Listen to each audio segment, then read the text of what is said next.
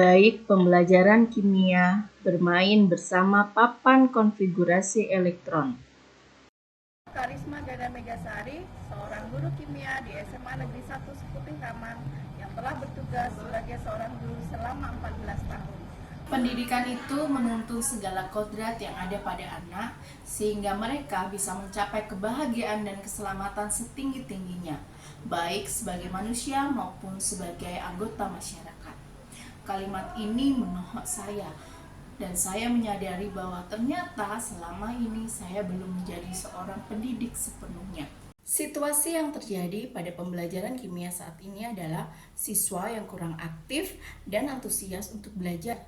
Hal ini bisa dikarenakan banyaknya materi kimia yang bersifat abstrak dan kompleks sehingga sulit untuk dipahami oleh siswa.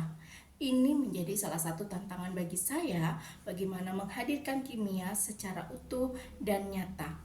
Contohnya pada pembelajaran tentang konfigurasi elektron, di mana siswa merasa ini adalah materi yang sulit karena abstrak. Maka saya membuat papan konfigurasi elektron bersama-sama dengan siswa, dan saat pembelajaran papan konfigurasi elektron ini dipakai untuk membantu siswa memahami bagaimana penyusunan atau konfigurasi elektron itu sendiri.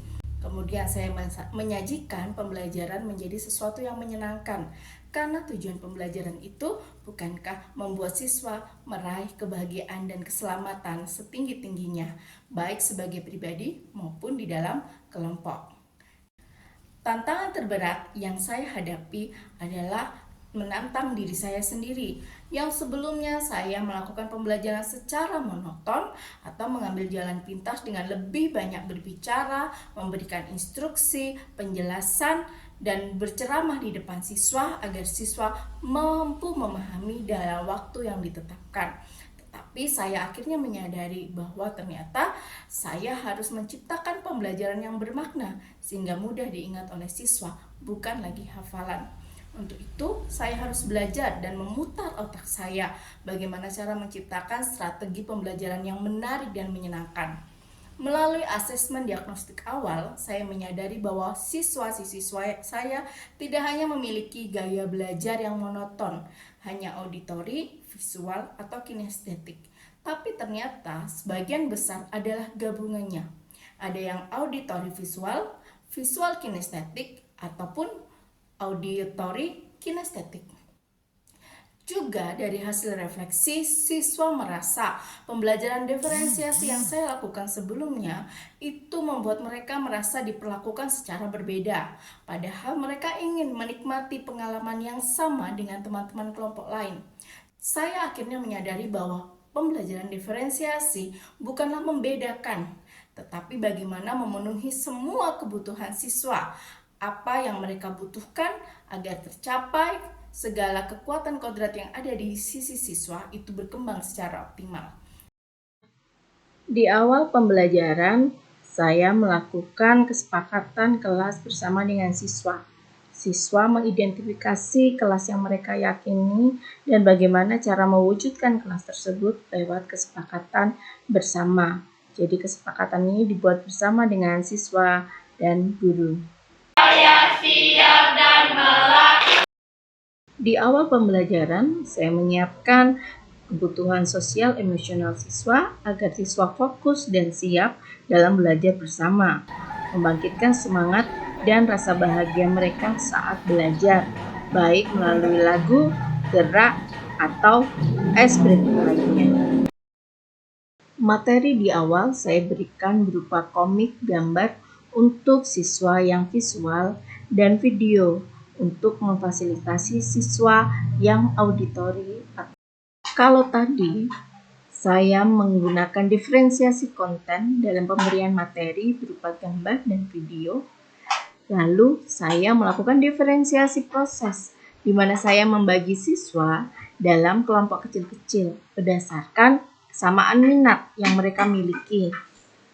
Mereka belajar berdiskusi dengan mengerjakan LKPD yang telah dibagikan.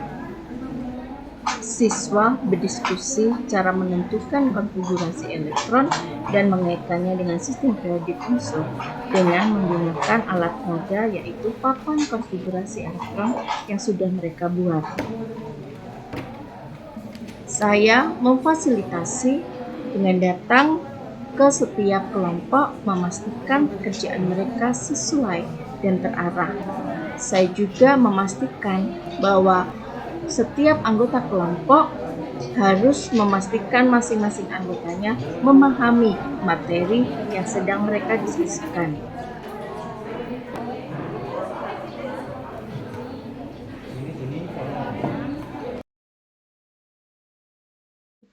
Selanjutnya, hasil diskusi yang telah mereka lakukan dipresentasikan dalam bentuk pasar kimia. Seperti pasar pada umumnya, di mana ada penjual dan pembeli. Penjual dipilih dari satu anak di setiap kelompok yang berfungsi untuk menawarkan produk yang mereka jual, yaitu hasil diskusi yang telah mereka lakukan. Kemudian, siswa yang tidak terpilih sebagai penjual, mereka akan menjadi pembeli, berkeliling ke masing-masing toko untuk mendengarkan dan menyimak penjelasan dari para penjual. Pembeli membeli barang dagangan dengan cara memberikan animasi tanda smile bila mereka puas atau wajah sedih bila mereka kurang jelas atas apa yang ditawarkan oleh penjual. Di situ proses kolaborasi, keaktifan, dan refleksi berlangsung. Tanpa disadari, saya sedang melakukan diferensiasi proses di mana penjual yang saya pilih merupakan siswa yang memiliki gaya belajar auditori, sementara pembeli yang memiliki gaya belajar visual dan kinestetik, sehingga kebutuhan mereka untuk didengar, mendengar, melihat, dan bergerak itu terpenuhi dan mereka makin memahami. Di akhir saya memberikan penguatan materi. Selain itu saya mengajak anak bernyanyi untuk lebih membuat mereka mudah memahami. Biasanya saya menggunakan lagu-lagu kekinian di mana liriknya sudah saya kaitkan dengan materi yang dipelajari.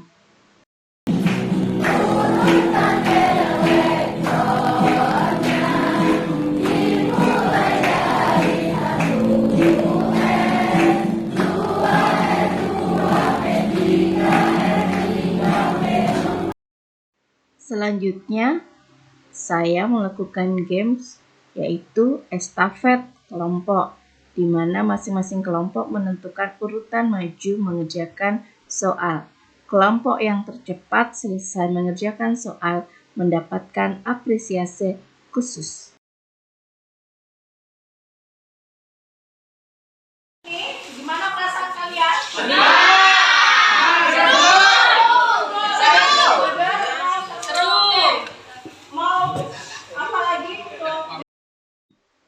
Di akhir pembelajaran dilakukan refleksi bersama dengan siswa. Bahan dari refleksi ini menjadi acuan perbaikan pembelajaran ke depannya semakin baik lagi. Saya senang karena pelajaran hari ini seperti seru dan termasuk materi. Itu tidak harus rapi dan tenang. Terkadang ketidakteraturan, ramai, bernyanyi, bermain dibolehkan. Demikian praktek baik yang sudah saya lakukan dalam pembelajaran kimia. Saya yakin praktek baik ini penting untuk dilakukan dan bisa bermanfaat bagi banyak guru-guru di luar sana untuk menciptakan pembelajaran yang menarik dengan tujuan membuat hati anak tetap bahagia dan senang saat belajar bersama, menimbulkan pembelajaran yang bermakna. Sampai jumpa di praktek baik yang lainnya. Salam dan bahagia.